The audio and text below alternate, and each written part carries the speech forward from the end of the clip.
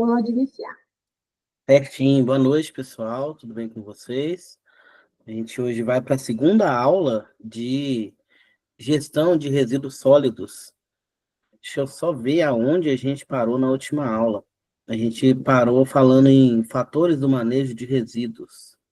Vou só atualizar a minha apresentação aqui. Foi esse aqui o último slide que a gente falou na última aula. Então, eu vou prosseguir, né? Hoje a gente vai começar a falar da importância do sistema integrado, né, da coleta seletiva, dessas partes aí que nos ajudam na gestão dos resíduos sólidos, né? A importância do sistema integrado aí entra nos impactos ecológicos, redução do dano ambiental causado ali pelo descarte inadequado desses resíduos, preservando os ecossistemas e a biodiversidade.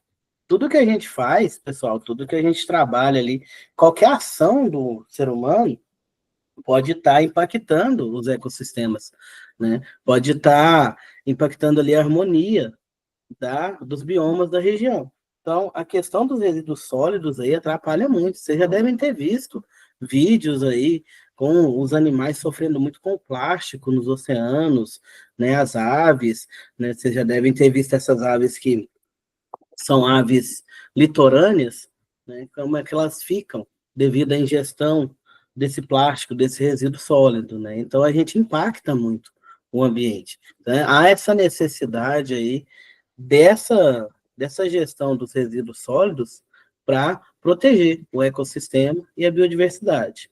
Defesa da saúde pública, né? Prevenção de doenças relacionadas à contaminação ambiental. Quem mais sofre com a contaminação ambiental dos seres humanos ali são as pessoas de classe mais baixa, as pessoas das regiões mais periféricas, né? Que vão ali morar em locais que não tem o saneamento básico, local onde o pessoal joga esses resíduos, faz lixões, né, faz ali aqueles terrenos que o pessoal começa a descartar os resíduos de forma inadequada, né? Quem sofre mais com essa questão é a população de baixa renda, é a população periférica. Alguns deles, como a gente vai falar hoje da reciclagem, né, tiram até o sustento dessa própria reciclagem. A gente vai ver que, assim, em tese é bom a gente ter reciclagem no Brasil, mas se a gente for verificar ali mesmo a fundo, né, a reciclagem, o alto índice de reciclagem no país reflete um problema social, né, que as pessoas não conseguem emprego, não conseguem ali uma inserção no mercado de trabalho lucrativa, né, aí eles começam a trabalhar com a reciclagem, né, que é o que, digamos assim, o que sobra para eles trabalharem. Sociedade tecnológica, adequação à crescente complexidade dos resíduos gerados pela sociedade moderna, né? Antigamente, o resíduo ele era um volume menor e não era tão contaminante. Agora, com toda a tecnologia, nós temos vários metais pesados e outros produtos aí que têm uma certa toxicidade para o meio ambiente, né? Esses novos materiais, a gente precisa estar vendo como é que faz a deposição deles, o descarte correto deles. E grandeza quali e quantitativa, a capacidade nossa de lidar com o volume e a diversidade dos resíduos produzidos. Nem tudo é reciclável. Até mesmo dentre os recicláveis de mesma classe, a gente vai ter diferenças. Por exemplo, o plástico, a gente tem um grau ali que dá para reciclar, até um momento que você consegue reutilizar. Depois disso não dá mais. Aí ele já vira outro resíduo, né? E já é um resíduo que dessa vez já não dá para fazer mais nada, né? Não é eterno essa reciclagem, né? Tudo que você recicla, você vai reciclar para um produto menos nobre. Então, assim, se já é um produto, né, um resíduo ali de algo que pouco nobre, né, de pouco uso, de pouca qualidade, você não vai conseguir reciclar e fazer outro produto, né? Por exemplo, o plástico, você tem uma cadeia ali que você consegue ir reciclando até você conseguir produzir os plásticos menos nobres, né, que são aqueles que utilizam menos plástico e tal, né? Mas aí chega uma hora que não dá mais para reciclar. Não é somente o plástico, né? A gente usa o exemplo do plástico, mas existem outros também.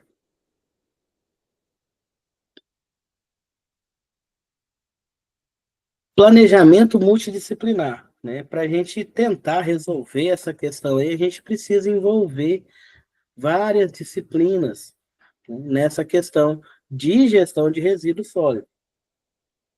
O primeiro ali, engenharia, né? Aplicação de preceitos técnicos e soluções eficientes e seguras para lidar com esses resíduos. Economia, viabilidade financeira, sustentabilidade econômica do sistema, né? Às vezes as pessoas veem aí a coleta seletiva, o descarte correto ali, a reutilização como um gasto a mais para a empresa. Mas, na verdade, se a gente souber gerenciar, se a gente souber trabalhar, se realmente fazer esse planejamento multidisciplinar, essa questão do resíduo pode estar retornando para a empresa como um recurso financeiro. Né? Exemplo é a reciclagem.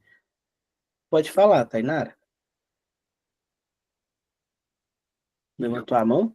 Oi, professor. Não, desculpa, meu telefone está aqui. Não, tranquilo, achei que você tinha alguma dúvida. Essa questão da economia, pessoal, tem muita empresa que já vende os seus resíduos sólidos, já faz um certo tratamento com ele e tem ele como subproduto, né? Então vai voltar uma questão financeira para elas, nem sempre é gasto, né? Talvez você vai ter ali um gasto inicial para implantar o processo de reutilização desse resíduo ou de reciclagem desse resíduo, ou até mesmo, né, passar por um processo ali para que você crie um subproduto, mas depois ele volta, você tem um retorno econômico, né? Precisa desse planejamento multidisciplinar, né? Estudar todo o processo, fazer todo o gerenciamento ali, verificar a mudança para que você tenha um retorno econômico, né? Não é só gasto. As pessoas às vezes só vê gasto. Ah, eu vou fazer coleta seletiva aqui, eu vou gastar com primeira coisa, com os coletores diferentes, os sacos de lixo diferentes para cada classe de material. Eu vou ter que gastar com uma coleta diferenciada, eu vou ter que gastar com funcionário para fazer separação e tal. Mas aí depois que você começa a rodar esse ciclo ali, começa a trabalhar, ele começa a te dar retorno. Aí você consegue vender esses resíduos e eles voltam para você como um um dos fatores financeiros, um dos ganhos, um dos lucros que a empresa pode estar tendo. O urbanismo precisa ter uma integração com o planejamento urbano e o uso do solo, né? A gente viu aí os aterros sanitários, você precisa de espaço, né? Espaço longe de pessoas, longe de indústrias para você estar trabalhando. Então precisa de planejamento urbano, né? Como eu falei na aula anterior, São Paulo está chegando numa situação que não vai ter mais local para fazer aterro. Mesmo se o pessoal começar a reciclar 100% que dá para reciclar, vai chegar uma hora que não vai ter mais área disponível para fazer esses aterros na cidade de São Paulo. Aspectos sociais, consideração dos impactos e benefícios sociais das soluções adotadas. Atualmente já há as cooperativas dos catadores, onde eles já rodam ali, né, uma espécie de uma indústria mesmo, onde eles têm ali conhecimento, têm informação para estar tratando esses resíduos e reciclando. Então, é uma melhora no aspecto social. Essas cooperativas aí, o pessoal trabalha e divide os lucros direitinho, né? Já não fica mais somente ali, somente o esforço dele, somente o esforço braçal, porque às vezes a pessoa que faz esse tipo de trabalho, esse tipo de coleta, às vezes adoece e não tem ali um resguardo, não tem um respaldo ali porque depende somente dela.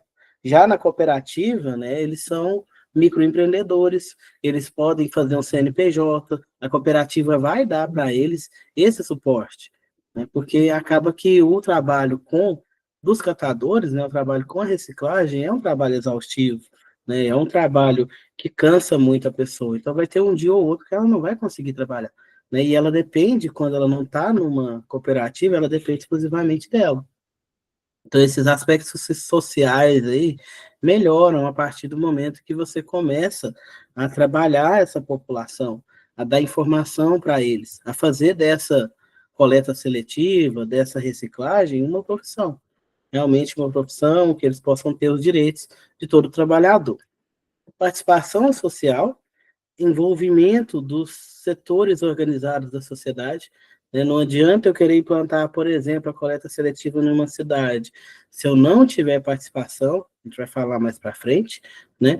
E juntando tudo, eu tenho esse planejamento multidisciplinar que vai ajudar, né, nessa gestão dos resíduos, né? Redução desses resíduos. A ideia é zerar, você não ter nenhum resíduo no seu processo produtivo. Um dia a gente chega lá.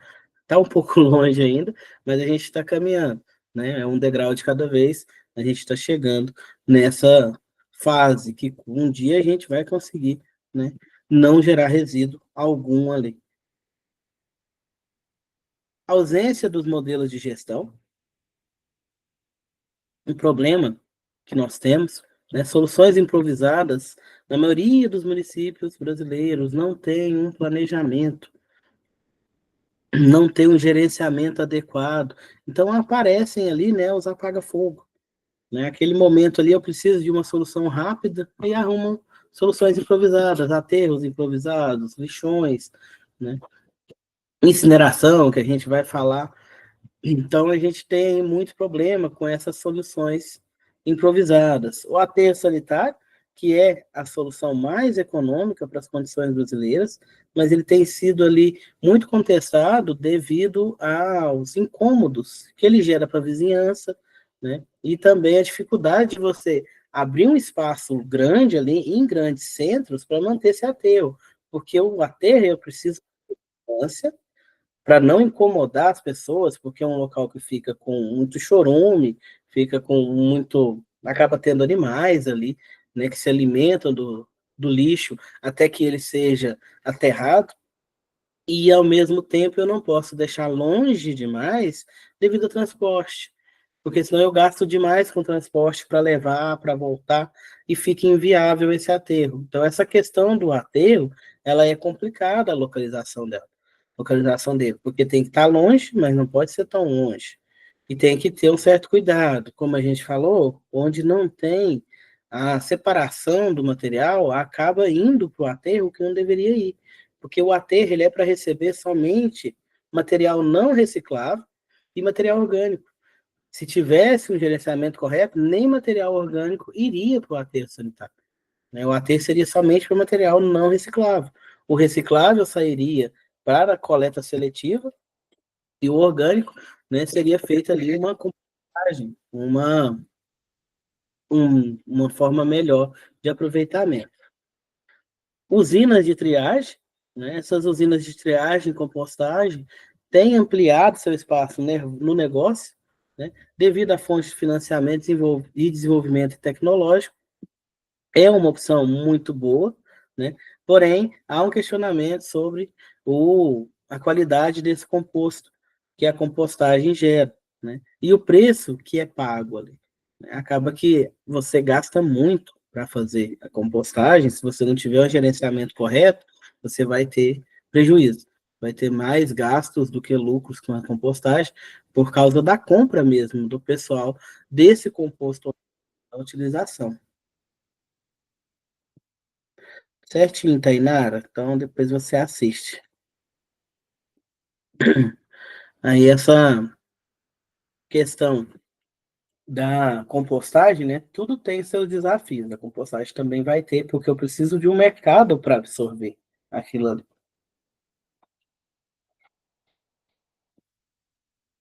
Tá tranquilo?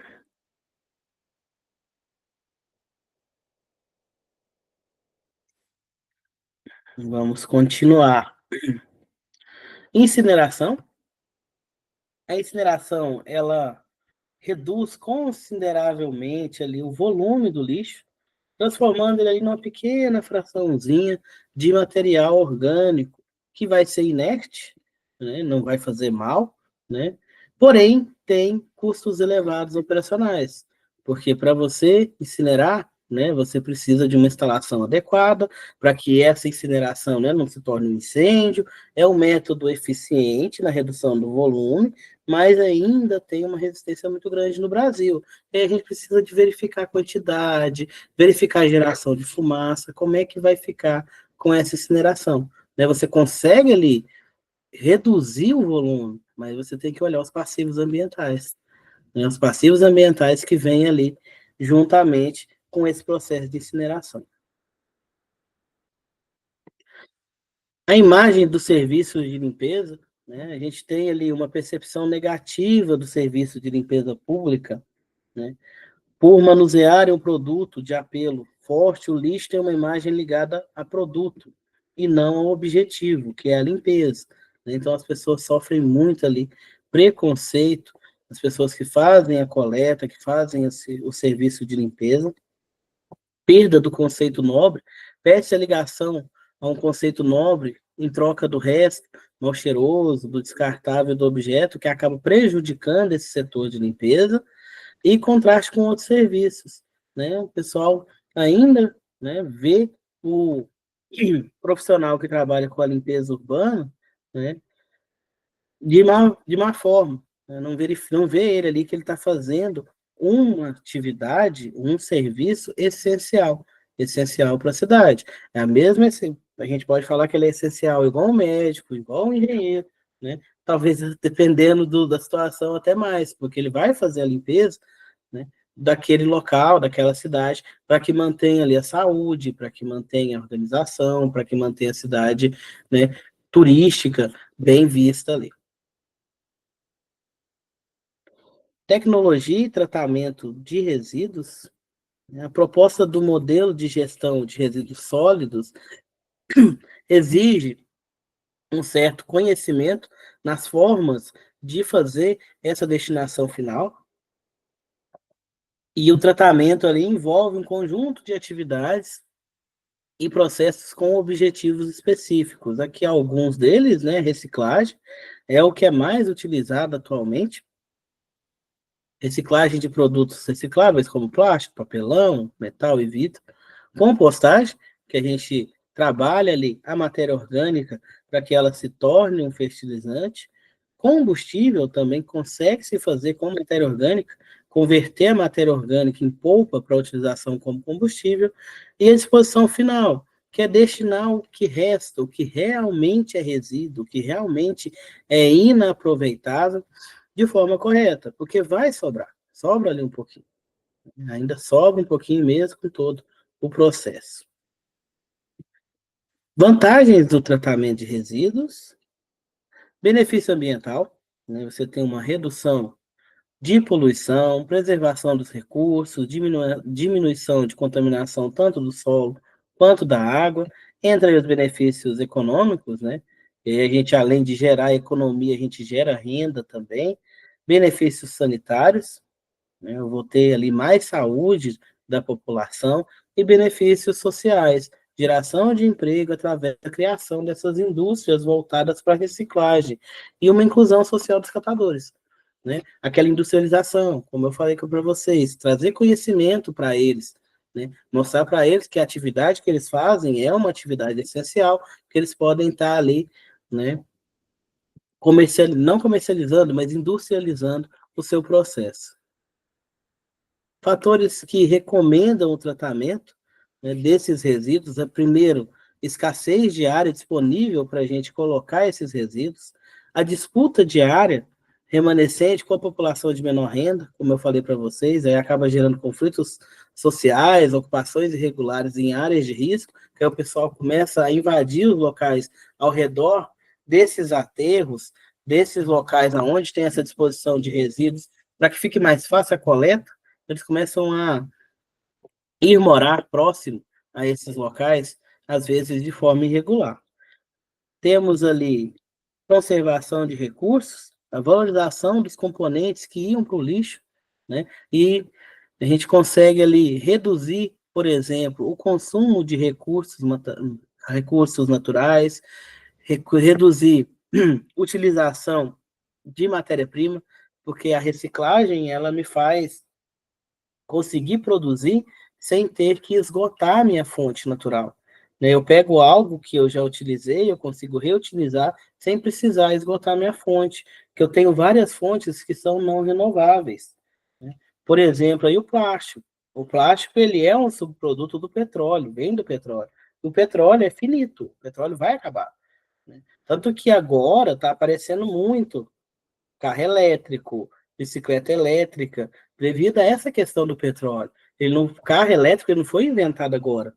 Ele já tem um tempo aí de estudo, de tecnologia, porém não havia interesse econômico, porque o pessoal tinha muito petróleo, os barões do petróleo ali não queriam perder. Agora que está, né, entrando essa questão, a população crescendo cada vez mais, tem cidades aí que tem 2 carros por habitante, 1,5 carro por habitante, então assim, a demanda por combustível está muito alta. Então, eles já estão vendo ali que vai chegar uma hora que vai faltar o combustível fóssil, porque não é somente combustível que eu faço com petróleo. A gente faz, né, por exemplo, aí o plástico. Então, aí vem essa questão das motos elétricas, dos carros elétricos, que já estão pensando na escassez do petróleo, né? Uma hora vai acabar, o petróleo vai acabar. Então, é uma conservação ali. Eu reciclar é uma forma de não retirar da natureza. O alumínio, né? A grande maioria do alumínio é reciclado no Brasil. O Brasil é um exemplo aí de reciclagem de alumínio, né? Das latinhas de refrigerante, latinha de cerveja, né? A produção que vem do zero ali é muito pequena, né? Investe muito na reciclagem desse tipo de material para que não esgote da natureza. O alumínio é retirado de um mineral chamado bauxita, né, que a gente retira o alumínio dele. Então, é mineração, é algo ali que vai acabar. É um elemento, né, é um elemento químico que vem dos minerais, a principal forma de extração dele. Então, a reciclagem ajuda demais. Se a gente não tivesse a reciclagem de alumínio, provavelmente não teria mais minas de alumínio, né, porque o consumo é muito grande, o consumo é muito alto. Economia e proteção ambiental, a gente acaba economizando energia no processo de reciclagem. Eu gasto menos energia para reciclar do que para produzir um novo, né? Tem alguns processos aí que tem a questão da água. Eu gasto muita água na reciclagem, mais do que na produção em si. Mas isso é tudo coisa que dá para ser estudada, que dá para ser melhorado. A gente está caminhando, né? A gente não acha uma solução perfeita do dia para a noite. A gente tem que ir tentando, né? Estamos caminhando. Né? Que aí o pessoal começa a atacar a reciclagem. Ah, por exemplo, a reciclagem de alumínio.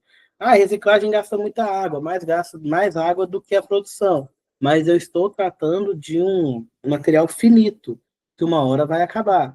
Então eu preciso reciclar. Aí entra a questão de áreas. Eu não tenho área para deposição, né? E vai juntando um monte de coisa ali. Então precisa tudo ser muito estudado, muito planejado, né? E bastante, perdão, perdi a palavra. Tem que ser muito estudado, muito verificado e colocar em prática. Começar a colocar em prática para ver o que dá certo e o que não dá certo, para criar um plano de ação e conseguir melhorar cada vez mais. A gente precisa dar o primeiro passo. O Brasil está caminhando. Passo lento, mas está caminhando. Né? Tem cidades aí, tem regiões brasileiras que são exemplo, né? Em questão ambiental. Já tem regiões brasileiras que é um terror. Né? O Brasil é muito grande, né? Então a gente tem assim, né, 5 Brasis dentro de um. Então a gente precisa caminhar, continuar a caminhar. Uma das formas aí é a educação ambiental. Educar o pessoal para que consiga entender a necessidade da educação ambiental, da proteção ambiental, que já é, né, para ontem isso daí. Processo de transformação desses resíduos, eu tenho vários processos ali para transformar esses resíduos antes de descartar ou para converter em outros produtos, né? Por exemplo, o primeiro ali, ó, físico, separação dos componentes, né? Porque os materiais que a gente descarta, eles não têm um componente único, eles serão uma mistura. Então, eu preciso estar separando. Por exemplo, computadores, celulares. Eu tenho ali plástico, eu tenho metais, eu tenho cerâmicos, Eu tenho vários produtos em um. E não tem como eu reciclar tudo de uma vez. Então, eu tenho que estar separando.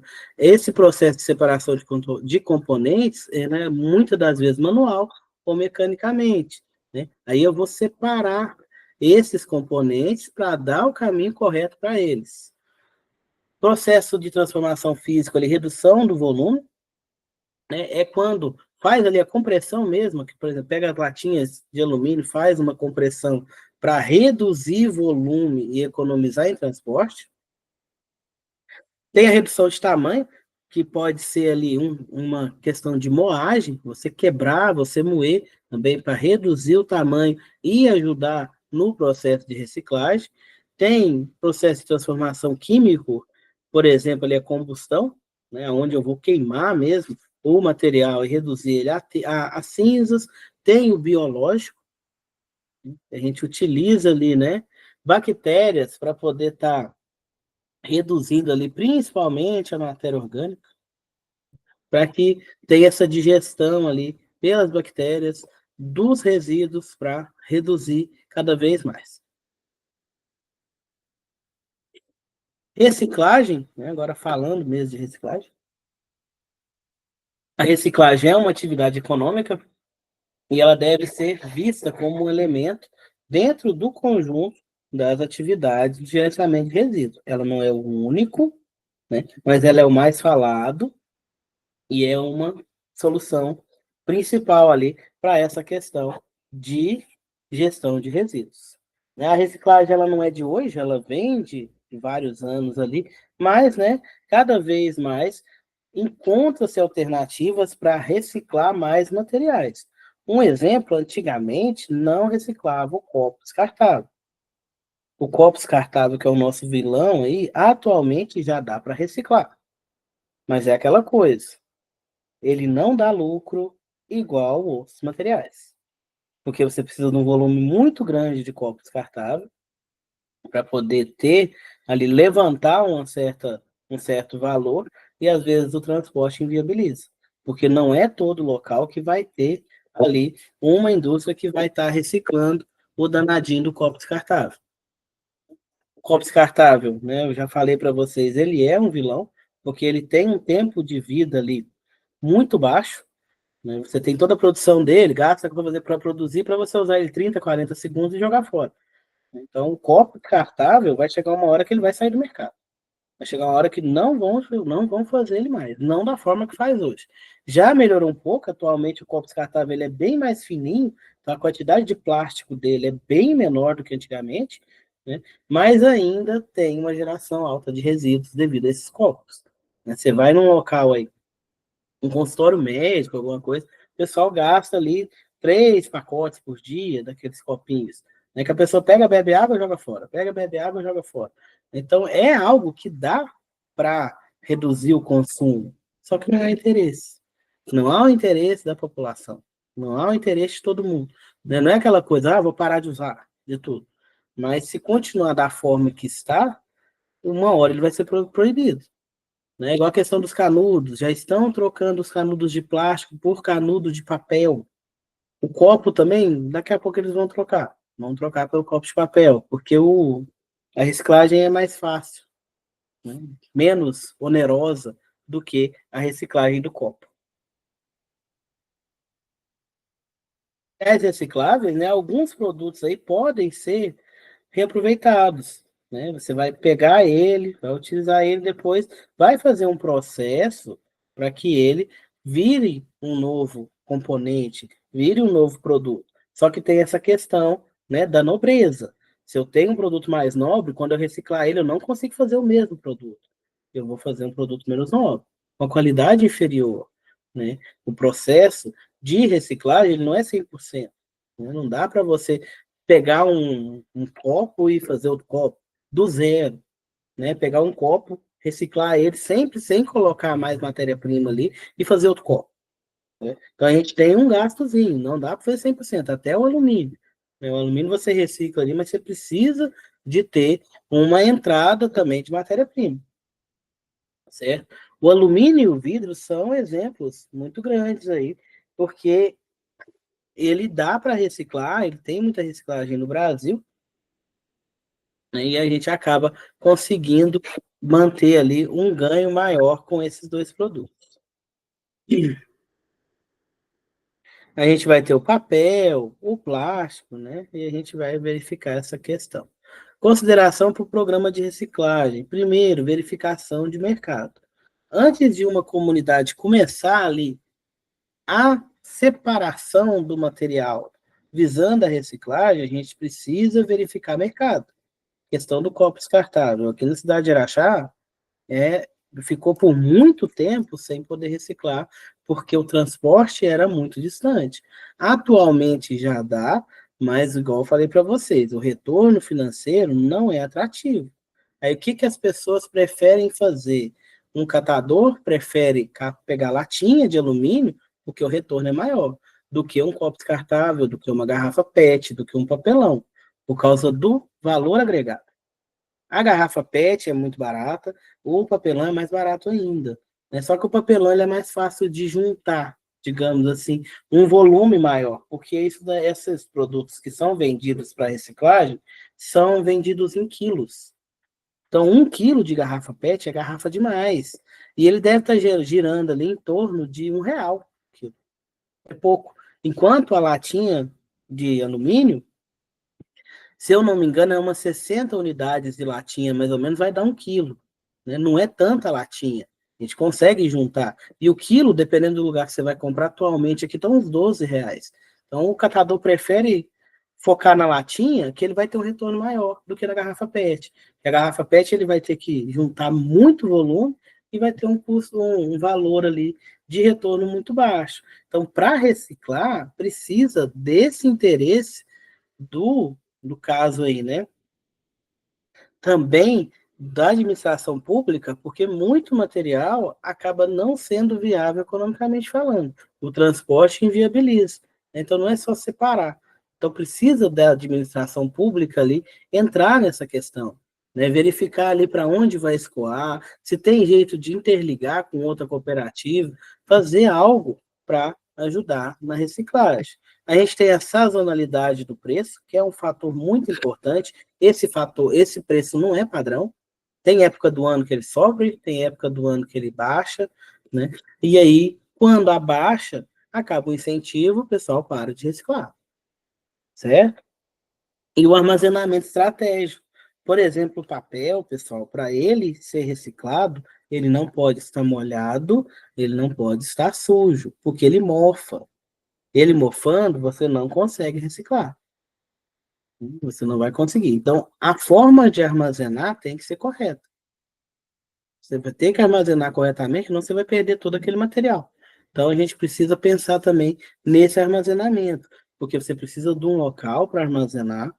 Você está armazenando, né, aquele material que muitas das vezes chega sujo no local, aí pode atrair ali animais peçonhentos, pode atrair pragas, e ainda tem a questão ali que você não pode molhar, né, tem que tomar cuidado com, por exemplo, o acúmulo de água nessas embalagens, né, nesse material, por causa da proliferação do Aedes aegypti, que pode estar, né, que tá acabando com a população, fazendo a população sofrer muito aí com dengue, né, já chegou a época, aqui em Araxá, por exemplo, já está cheio de casos de dengue, né?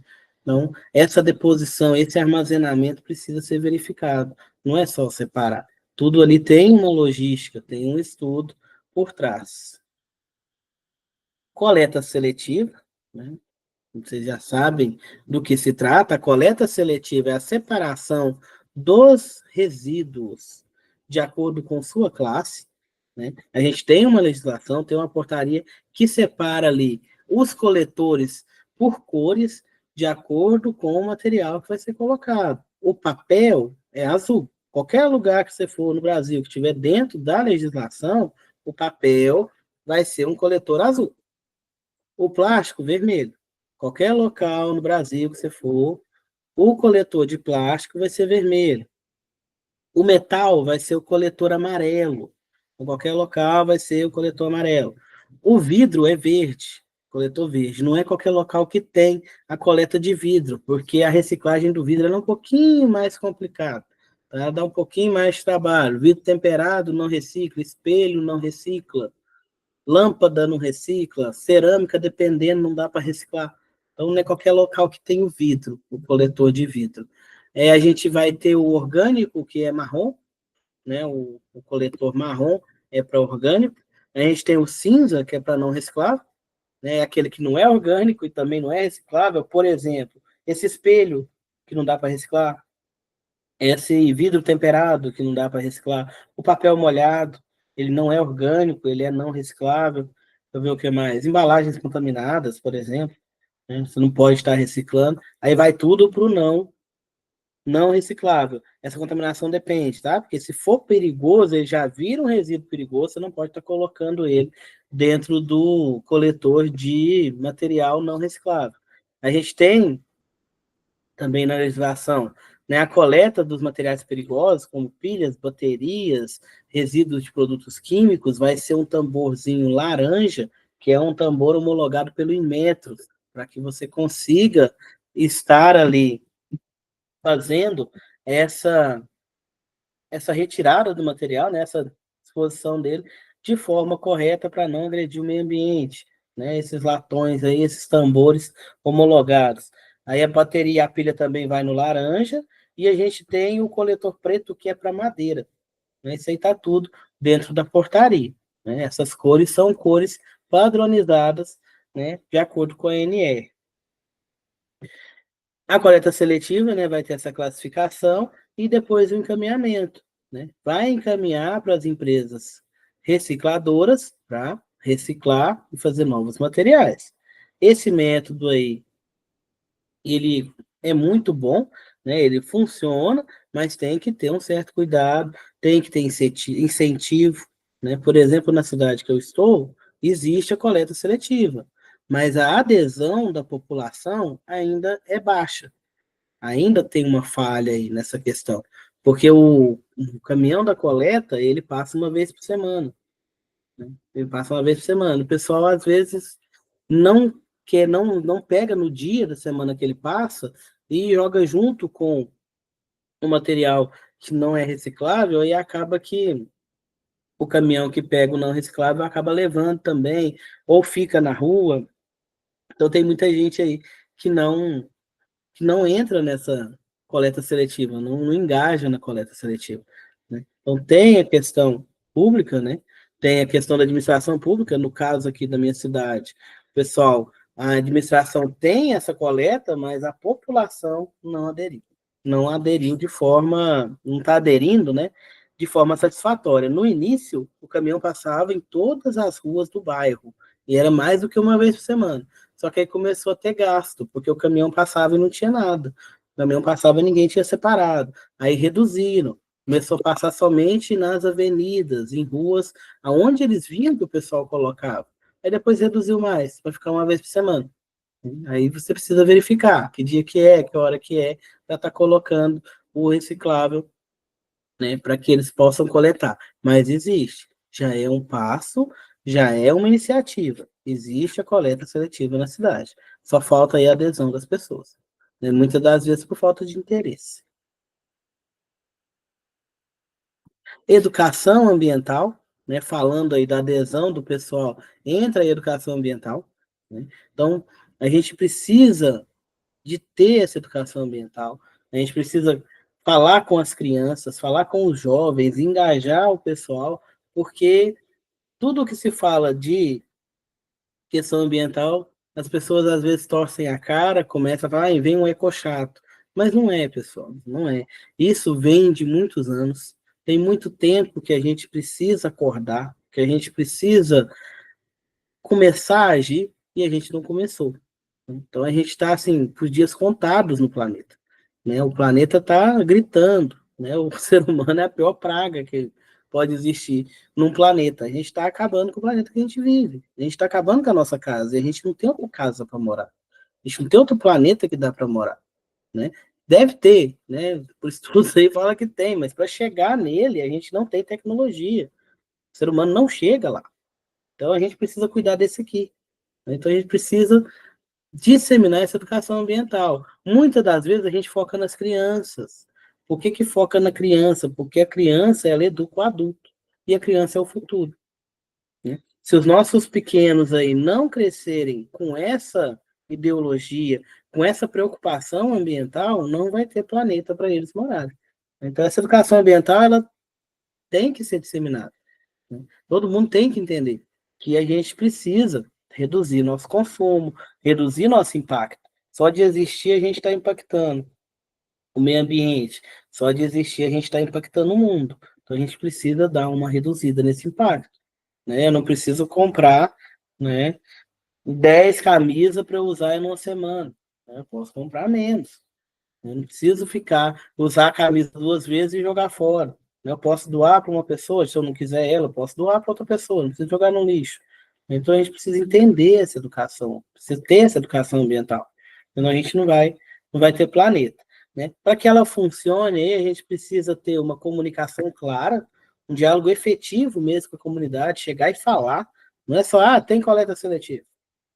Chegar e falar, explicar, ó, tem tal dia, você separa de tal forma, tem alguma dúvida, você sabe como é que vai separar, né? Segundo, ali, participação pública, estímulo no envolvimento das pessoas. As pessoas têm que estar engajadas para participar. Identificação com o programa, desenvolvimento de um senso ali de pertencimento, aprendizagem cidadã, conscientização sobre o papel como gerador. Né? A pessoa vai ser ali um gerador de resíduos. Então, ele precisa entender, né, que ele não somente precisa destinar de forma correta os seus resíduos, mas ele também precisa tentar abaixar a geração, parar de gerar. Não é uma coisa que assim, né, a gente que trabalha com meio ambiente, a gente que dá aula de meio ambiente, a gente chega no supermercado e a gente fica louco. Né? Por exemplo, não sei se vocês já viram, né, o pessoal está vendendo ali embalagem com fruta picada. Uma embalagem de plástico com a fruta picada. Uma banana picada dentro de uma embalagem de plástico. Né? A banana já tem embalagem perfeita. Né? A embalagem natural dela é perfeita. É uma fruta melhor que banana. Você descasca ela ali e come, pronto. Aí eles pegam ela, descasca ela, pica, coloca dentro da embalagem plástica para vender. A mesma coisa, outros produtos aí. Você está criando ali um resíduo que não é necessário. Não tem, não tem necessidade. Né? A verdura picada, beleza, ajuda bastante. Mas, igual, às vezes, algumas frutas aí, né, você está tirando a embalagem natural dela, colocando ali, criando resíduo, gerando resíduo. Outra questão é a água. Né? A gente precisa de água, né? A gente precisa beber água, mas a indústria que vende água, eles não vendem água, eles vendem garrafa plástica. É garrafa plástica, copo plástico, que vai para o ambiente. Né? Que quantas garrafinhas de água que a gente bebe no dia? Mas se a gente tiver uma ali que dá para reaproveitar, a gente vai deixar de gerar quilos e mais quilos de plástico para a natureza.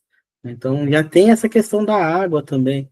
Então, a gente precisa estar repensando isso daí. Né? Vai sair de casa? Leva um copinho, leva uma garrafinha, para não ficar utilizando copo descartável, para não ficar comprando água, né? Comprando ali mais embalagens, né? Apostar nas embalagens ali que são retornáveis, né? A única que anda funcionando aí é a da cerveja. Né? Cerveja de casco, o pessoal pega, bebe e acaba ali, né, reutilizando o vidro e a latinha. O pessoal bebe a cerveja, guarda a latinha para vender, para comprar mais cerveja. Já vira ali o negócio de se autoalimenta. Né? A gente precisa fazer isso para outras coisas também. Existe refrigerante na garrafinha de vidro. Né? A gente precisa parar de ter ali, né, preguiça. Infelizmente, preguiça. Ter um planejamento melhor, pegar essa embalagem retornável, utilizar ela, sai mais barato, é melhor para o meio ambiente. Você tem uma logística que funciona, você já tem aí um modelo que funciona, né? Para não ficar gerando. Né? Criaram aí as embalagens de plástico retornável, não deu muito sucesso, o pessoal não aderiu, porque o vidro é mais difícil de carregar, você pode estar quebrando e tal, e fizeram de plástico. Teve uma aderência pequena, não é por falta de interesse. Por falta de interesse, muitas das vezes, da população. Então, a gente precisa dar o primeiro passo. né? A gente precisa pegar ali, né, e ver o que você pode fazer. Porque a gente precisa cuidar da nossa casa, a gente precisa cuidar do nosso ambiente. A gente precisa verificar essa geração de resíduos. Eu sei que essa matéria aqui ela é mais para a indústria, mas se a gente não faz na casa da gente, se a gente não entende o processo na vida particular da gente, a gente não consegue refletir ele na nossa vida profissional. Né? Se eu sou acostumado a não separar em casa, jogar o lixo de qualquer forma, na hora que eu chegar na empresa, eu vou ter muita dificuldade de fazer a coleta seletiva, de fazer a separação. Então a gente precisa levar para casa também. Tem muita gente que faz na empresa, mas em casa não faz. Né? Em casa não tá nem aí, faz na empresa porque é obrigado. Tem que entender que isso daí não é somente procedimento de empresa. Isso daí é uma necessidade para a gente levar o tempo todo. A gente conseguir ali reduzir, porque a quantidade de pessoas no mundo está aumentando, a gente não tem mais mundo, né? Tá ficando cheio, e a gente não está sabendo cuidar da nossa casa.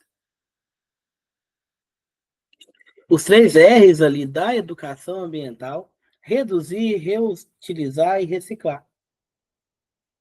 Como eu estava falando, reduzir, estimular o cidadão a reduzir a quantidade de resíduo que eles geram. Ao invés de comprar lá 10 embalagens pequenas, compra uma embalagem grande, tem menos geração de resíduo. Existem empresas aí que trabalham com refil. Você compra primeiro, a primeira vez que você compra a embalagem normal, depois você vai comprar o refil. O refil é menos plástico na natureza, ele é mais barato, gasta-se menos com transporte. Então dá para reduzir, dá preferência para esse tipo de embalagem, dá preferência para aquele produto que não tem, né, não gera tanto resíduo, certo? Então, estimular as pessoas aí a estar reduzindo, reutilizar, reaproveitar o objeto, algum objeto, folha de caderno, né? Folha, o pessoal imprime de um lado, tem o outro lado. É alguma coisa que você vai imprimir para usar rapidinho ali, imprime no rascunho. Quer fazer uma anotação? Utiliza um rascunho. Embalagem, por exemplo, também dá para reutilizar. Na garrafinha d'água, você compra uma garrafinha, deixa aquela garrafinha no carro, deixa aquela garrafinha com você. E quando você chegar em outro local, você pega a garrafinha, enche ela e bebe a água da garrafinha. Não precisa utilizar um copo, não precisa comprar outra. Isso daí também vai ajudar o bolso, né? Reutilizar, por exemplo, né? A questão que não é reutilização, mas você pegar uma roupa, você doar uma roupa ao invés de jogar fora, né? Pegar, retirar ela ali, passar para outra pessoa utilizar. É outra pessoa que às vezes precisa. Né? Você vai estar ali ajudando o meio ambiente, ajudando outra pessoa também. E reciclar, contribuir aí para o programa de coleta seletiva. É só separar. Na hora que vai jogar fora, jogar o resíduo, separa. Coloca 2 lixeiras, uma do lado da outra, ali onde você vai jogar o reciclável de um lado e o não reciclável do outro.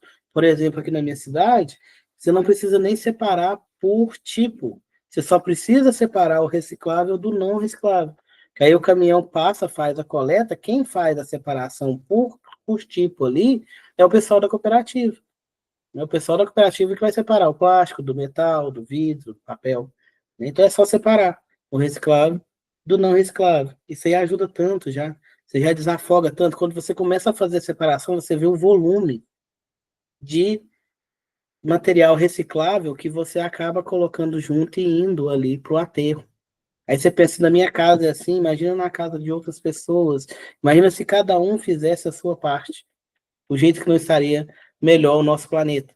A gente tem países aí que estão indo contra a corrente, né? Mas a gente precisa fazer nossa parte, fazer nosso papel.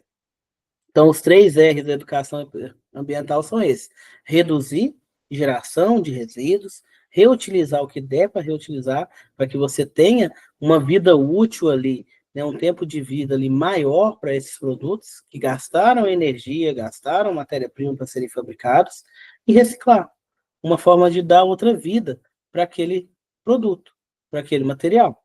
Né? Pegar ele ali, rodar ele de novo, fazer ele rodar de novo o processo, sem precisar de pegar matéria-prima ou pegar menos, pegar uma porcentagem mais baixa, ao invés de precisar de 100% de matéria-prima ali, porque muitas das nossas matérias-primas são não renováveis. Ou seja, uma hora vai acabar. Coleta seletiva no Brasil, né? A gente tem uma coleta até boa aqui no Brasil, mas aí, como eu falei para vocês, né? Isso reflete uma desigualdade social muito grande, né? Mas a gente tem essa coleta seletiva no Brasil. O Brasil é forte com essa questão de coleta seletiva, não, perdão, de reciclagem, né? Mas é reflexão de uma desigualdade social muito grande. Deixa eu só passar aqui. Aspectos econômicos da coleta seletiva, né?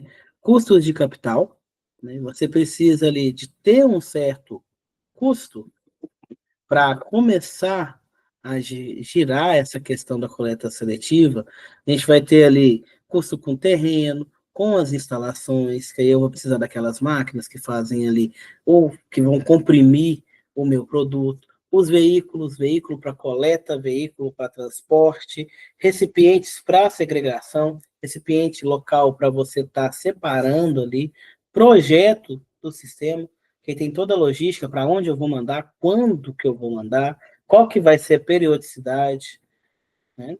E demais custos iniciais. Isso ia lá no começo. Depois eu vou ter custo de operação e manutenção, né? O pessoal que vai trabalhar, eles vão precisar de receber um salário, então eu tenho salários e encargos. Os meus veículos vão ter ali o gasto com manutenção, vai ter gasto de combustível, eu vou gastar água, eu vou gastar energia, energia para rodar as máquinas, água para fazer limpeza, preciso trabalhar com seguros e licenças, preciso de manutenção, de administração, preciso de investir, talvez, ali na questão de divulgação do serviço. Então, tem esses custos aí que são os custos de operação e manutenção, mas eu tenho os benefícios, né? Eu tenho a geração de receita com a venda desse material reciclável, eu tenho economia na redução de custos de transferência, eu vou ter economia na disposição final e eu vou ter benefícios sociais e ambientais, né? Não monetizados, ou seja, além do benefício financeiro, eu também vou ter o benefício não monetizado. Por exemplo, o emprego para aquele cantador que vivia por si só, né? Que trabalhava por si só, como eu falei mais cedo, do exemplo, às vezes adoecia, naquele dia não conseguia fazer a coleta, não conseguia trabalhar, ficava sem renda, né? Agora ele vai ter ali um salário, ele vai ter uma manutenção dos seus direitos, uma garantia dos seus direitos. Então, eu tenho um benefício social ali muito grande, né? Ele deixa de ter que ficar no sol, ter que ficar arrastando carrinho, vocês já devem ter visto, né? Em São Paulo, por exemplo, o pessoal faz os carrinhos ali e carregam na mão. Eles puxam as carrocinhas com material reciclável lá dentro. Isso é exaustivo, né? Com a coleta seletiva, né, o caminhão vai passar e vai pegar. Ele vai deixar de ficar no sol ali, arrastando aquele carrinho, e vai passar a trabalhar no processo de separação, né? E vai ter ali o seu salário no final do mês, né? Ele vai ter ali, e vai acabar ganhando mais dignidade, digamos assim, porque as pessoas que trabalham com reciclagem, às vezes, são mal vistas pela população, mas não deveria, porque eles estão trabalhando ali na limpeza, eles estão trabalhando ali com o serviço essencial de manutenção para a vida, para a cidade e para o meio ambiente, né? Eles são melhores ali, ambientalmente falando, do que o restante, que só gera resíduo. Eles separam, eles reciclam, enquanto a gente só está gerando ali e jogando de qualquer forma. Então, eu vou ter muitos aspectos aí positivos na questão da coleta seletiva, que é uma das melhores opções que a gente tem atualmente. As empresas de maior porte aí, né, estão trabalhando muito nessa questão, né, de coleta seletiva e na conscientização também da população. Tá tranquilo, pessoal?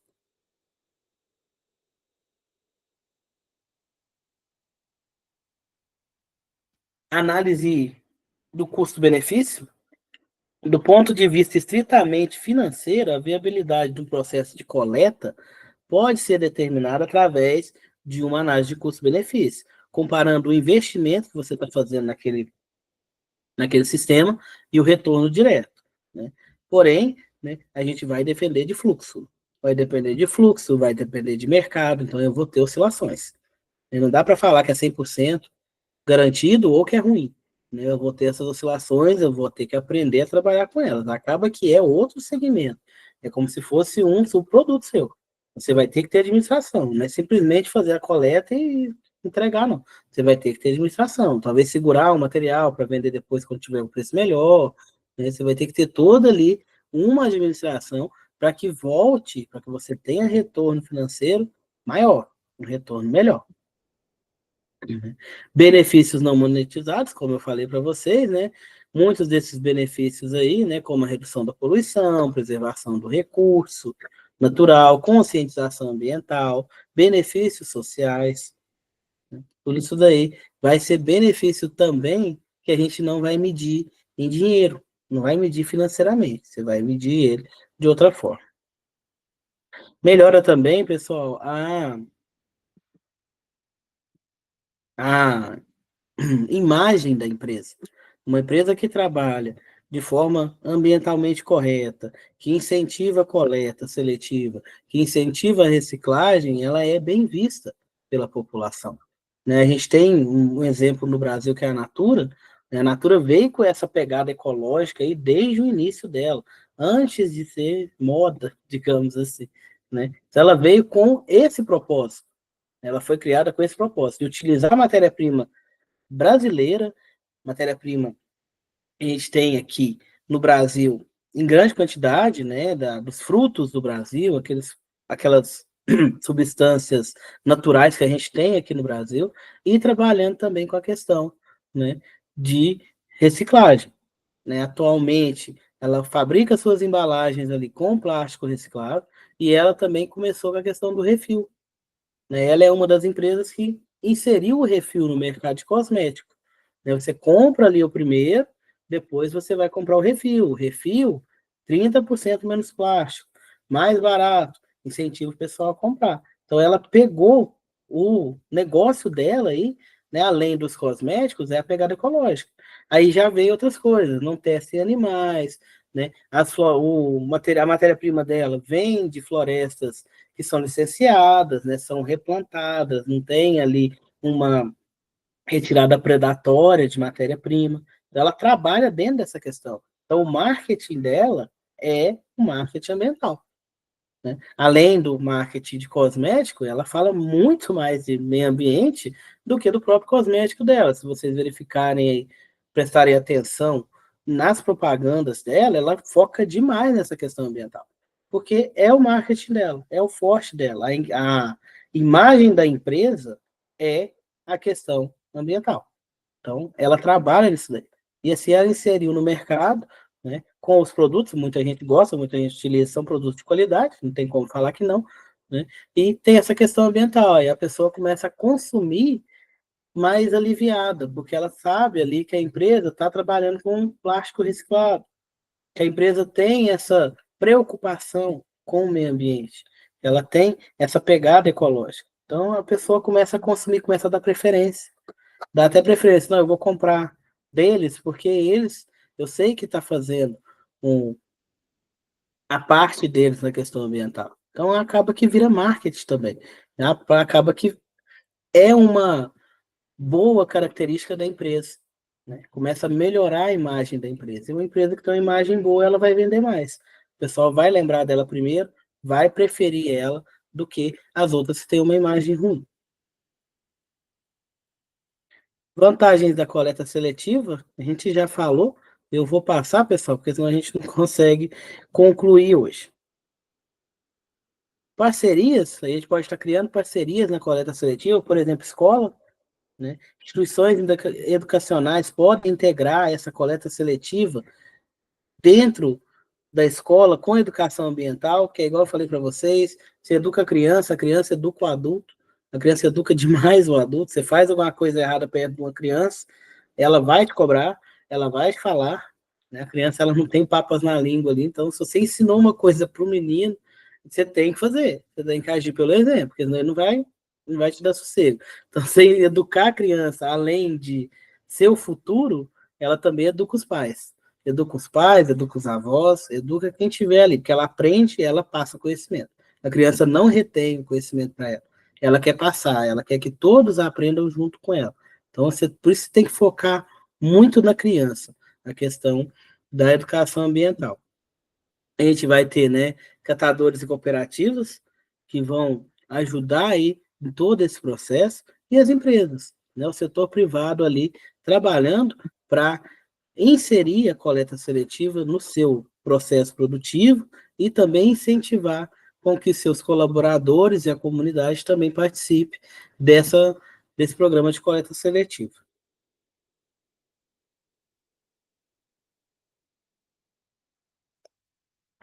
Estou bebendo água.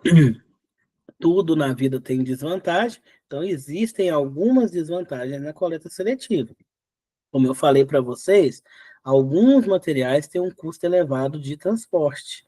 Às vezes porque precisa de um veículo especial, às vezes por causa da distância. São poucos centros ali que fazem a reciclagem daquele material e o transporte acaba inviabilizando. Então precisa tudo ser anotado, tudo ser colocado na ponta do papel, na ponta da caneta e no papel. Teve empresas aqui que eu tive conhecimento, tive o prazer de trabalhar, na época que eu trabalhei, pessoal, não utilizava copo descartável de plástico, porque o copo descartável de plástico tinha esse problema de não ser viável para vender, para transportar ele para reciclar. Então, essa empresa que eu trabalhei, eu utilizava copo de papel. Era um copo bom, não era copo ruim, né? Era um copo bom de ser utilizado. Eu utilizava o copo de papel, porque o de papel tinha mercado na época. O de papel tinha como você reciclar. E o transporte não ficava tão caro, era um local mais próximo. Então, nessa empresa que eu trabalhei, utilizava somente copo de papel, né, por um tempo. Depois, né, agora já ficou mais fácil reciclar o copo descartável, agora eu acredito que lá eles usam o descartável, né, de plástico, mas por muito tempo eles utilizavam ali o de papel. Foi uma decisão da empresa, né? Ao invés de abolir o copo descartável completamente, lógico, ela fez campanhas para a gente levar garrafinha, para a gente reduzir o consumo e trocou o copo descartável por copo de papel, já que ficou inevitável o uso, principalmente visitante que ia lá, né? Até a questão ali das visitas da educação ambiental, que lá tem um centro de educação ambiental, onde eles levam as crianças para ver os bichinhos, para ver as plantas, tudo que eles têm de programa ambiental. Então, nesse momento, eles precisavam do copo descartável, né? Teve uma época que eles estavam dando caneca também, mas aí, então, como foi inevitável, é inevitável o uso, acaba sendo inevitável, né? Conseguiram reduzir o consumo e trocou por copo de papel, para, né, conseguir trabalhar com essa questão da reciclagem dos copos.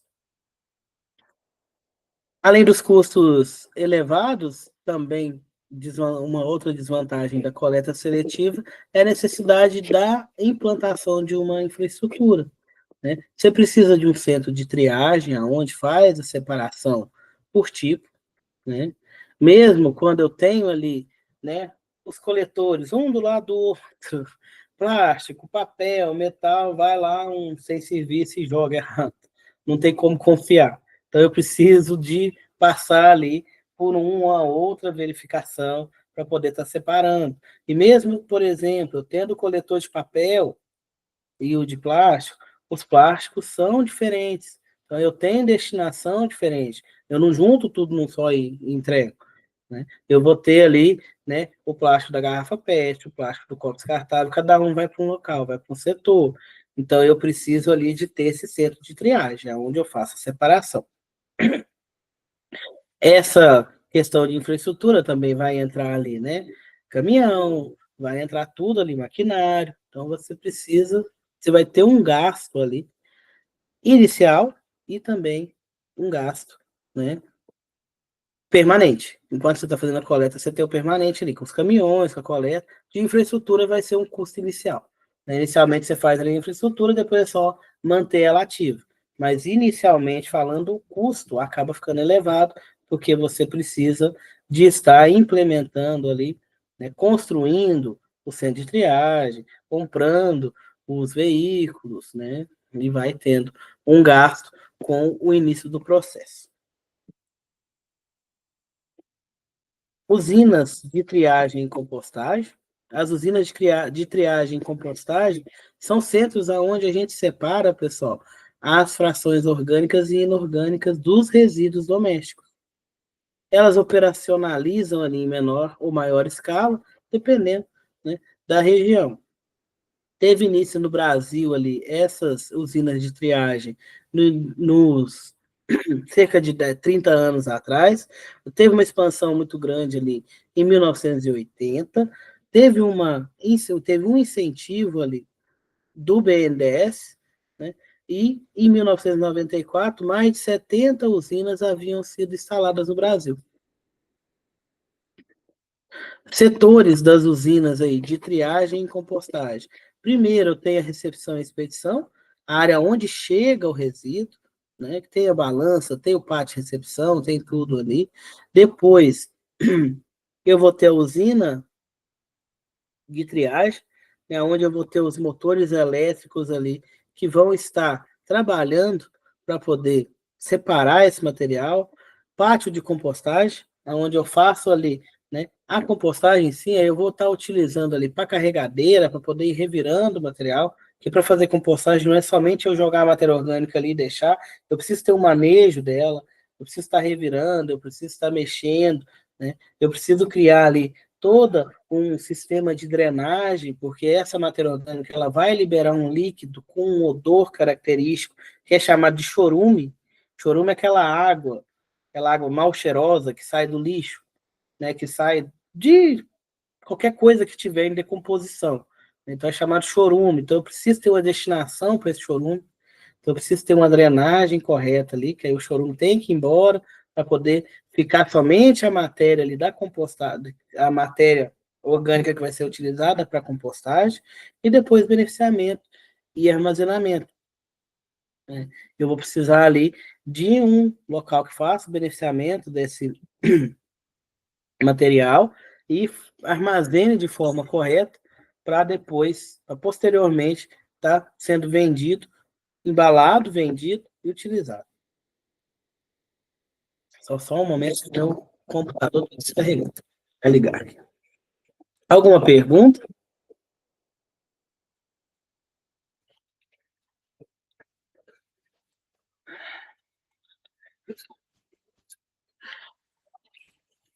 Não, então vamos prosseguir. Vamos ver se a gente consegue acabar esse slide pelo menos hoje.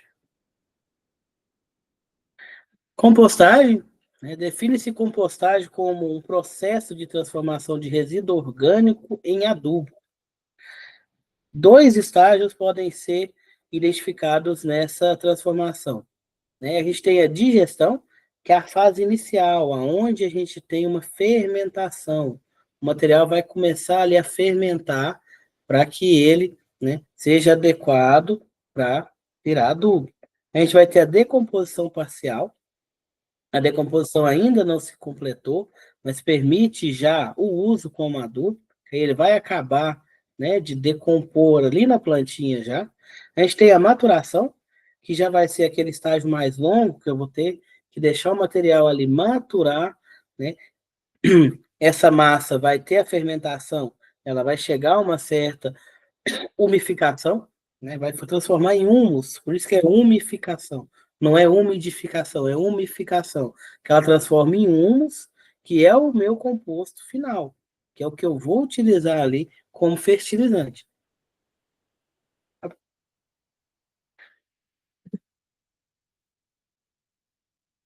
A definição do composto, o produto final da compostagem vai ser chamado de composto, ele é definido como um adubo preparado com restos de animais ou vegetais, ou seja, matéria orgânica.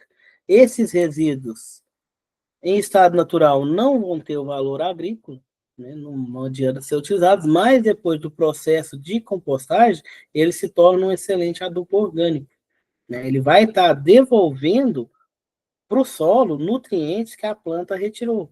A planta, para crescer, ela retira o nutriente do solo. Com o tempo, pessoal, esse solo vai empobrecendo. Então, eu preciso devolver esses nutrientes para o solo. Eu devolvo através do uso de fertilizantes. Eu tenho os fertilizantes que são fabricados, né, de matéria-prima ali, maioria das vezes mineral, né, eu pego ali, faço meu fertilizante e eu tenho os fertilizantes aí, ou os fertilizantes oriundos da compostagem. que já são ricos em matéria orgânica. Então, eles são utilizados também para devolver o nutriente para o solo, para que eu consiga fazer outra plantação, para que a minha plantação que está ali já tenha nutrientes no solo para ela absorver e crescer. A compostagem representa uma forma de valorização dos resíduos orgânicos, transformando ali materiais sem valor nenhum em um produto benéfico, tanto para o solo quanto para a agricultura. A agricultura, ela acaba, querendo ou não, deixando, né, impactando o solo. Porque aquela agricultura intensiva, onde você acaba de plantar uma lavoura, colhe, planta de novo, colhe, planta de novo, ele vai empobrecendo o solo. Até mesmo o uso do fertilizante, ele não chega uma hora que não adianta, porque fica meio que viciado. Então eu preciso ali desse material aí que rico em matéria orgânica para devolver para o solo alguns nutrientes que o fertilizante industrial ali não vai ter. Então eu vou precisar também dessa questão desses produtos de compostagem. Então eu vou ter uma saúde do solo. Um solo saudável, ele vai me render ali plantações muito mais proveitosas, com muito mais rentabilidade, com muito mais nutrientes. Uma alimentação, né, para o pessoal, já que eu vou vender isso daí, uma alimentação mais saudável para as pessoas. Né? Tem muito produto vegetal que a gente compra, às vezes não tem um sabor, não tem muito nutriente, por causa desse solo que já está empobrecido. A gente precisa ter um tratamento com o solo. Aí entra aí já a questão também da agricultura. Que a gente já falou, também a gente já falou.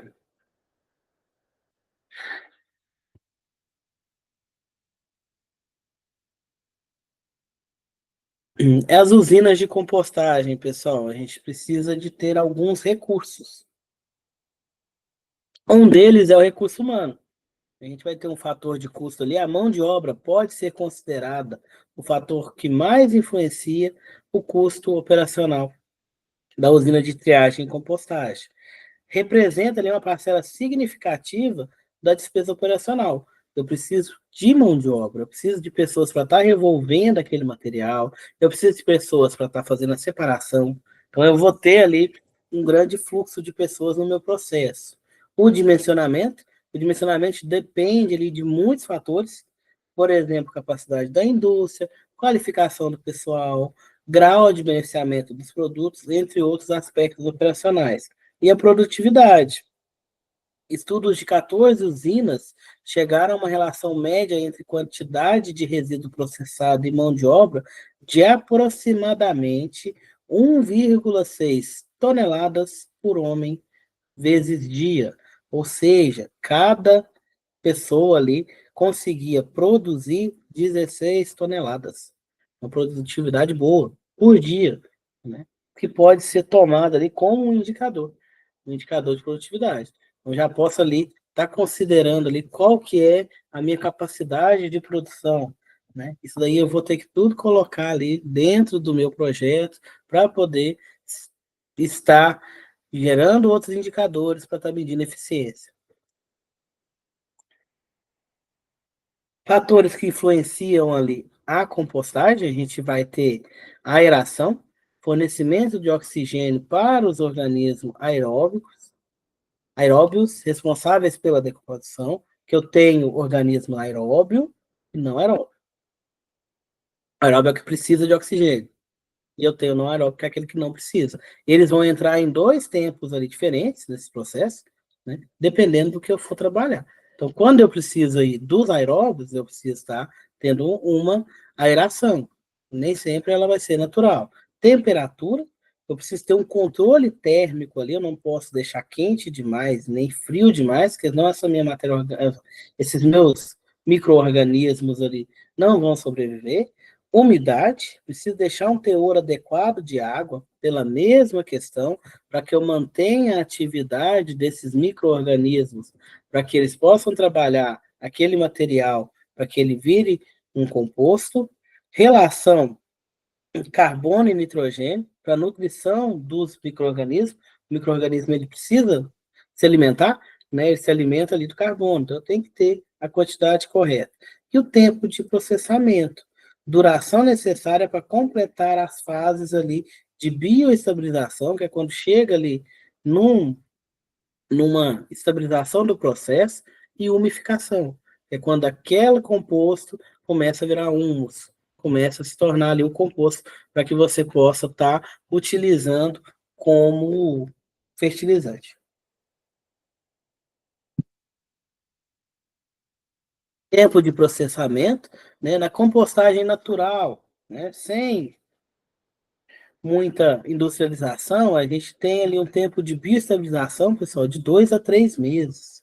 E a umificação de 3 a 4 meses. É um processo demorado, né? Necessita ali de um tempo, necessita de um investimento maior. O método acelerado, a gente vai ter ali como bioestabilização de 45 a 60 dias e a umificação de 60 a 90 dias. Então, ele vai ser mais rápido.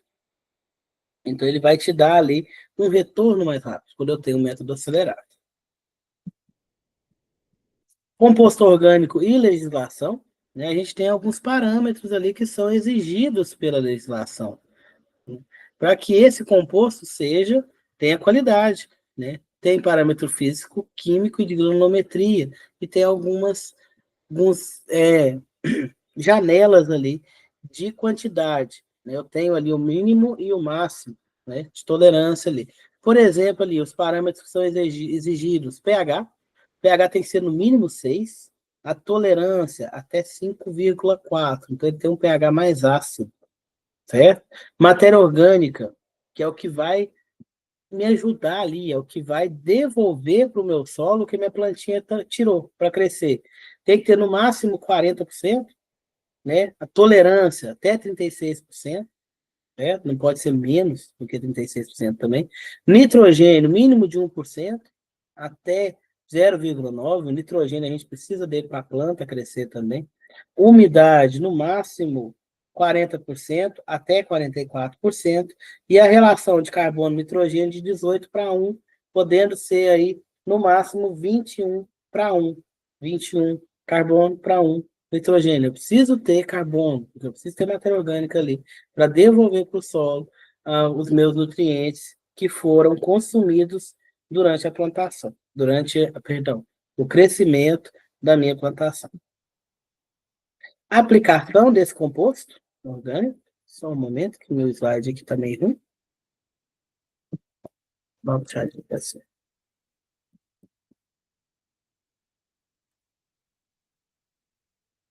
Certo? Aplicação do composto orgânico, melhoria da estrutura do solo, conglomerando as terras frágeis e soltas, aumentando a sua estabilidade, devido à matéria orgânica. Combate à erosão, né? Além de devolver para o solo os meus nutrientes, eu vou estar fortalecendo ele, combatendo a erosão, prevenindo ali a formação de crateras de erosão mesmo. Desenvolvimento vegetal, facilita o desenvolvimento da plantinha, né, uma vez que as raízes crescem ali nos vazios existentes na terra, ela vai estar pegando ali os nutrientes que o composto devolveu para o solo. Retenção de água, né? Ela aumenta a capacidade de retenção de ar e água no solo, o que melhora as propriedades físicas desse solo. Vida do solo favorece ali o aparecimento ali de minhoca, besouro, micro-organismos e outros seres que naturalmente vão revolver o solo e vão adubar, deixando ele mais produtivo. E arabilidade, torna o solo mais friável, mais fácil de arar. Que aí você tem que arar o solo para plantar, né? O solo compactado, a plantinha não cresce, então eu preciso estar revolvendo ele também. Quando eu utilizo a matéria orgânica, devido, né, ao aparecimento dessa vida no solo, eu vou ter um solo de mais fácil manejo. Então, eu vou melhorar ali as condições do meu cultivo, vai ficar mais fácil das raízes da planta ali adentrarem o solo e puxar os nutrientes desse solo. Certo? Alguma dúvida, pessoal? Não? Qualquer dúvida, pessoal, podem estar me encaminhando, tá bom? Eu vou encerrar a aula por aqui, né? Infelizmente não deu para passar o outro conteúdo. Na próxima aula a gente vê as questões aí das alternativas que a gente tem para a redução desses resíduos. Continuar, né? A gente falou de coleta seletiva hoje. Na próxima aula a gente vai falar ali dos métodos das outras alternativas, como por exemplo a incineração. Uma boa noite para vocês. Qualquer dúvida, estou à disposição.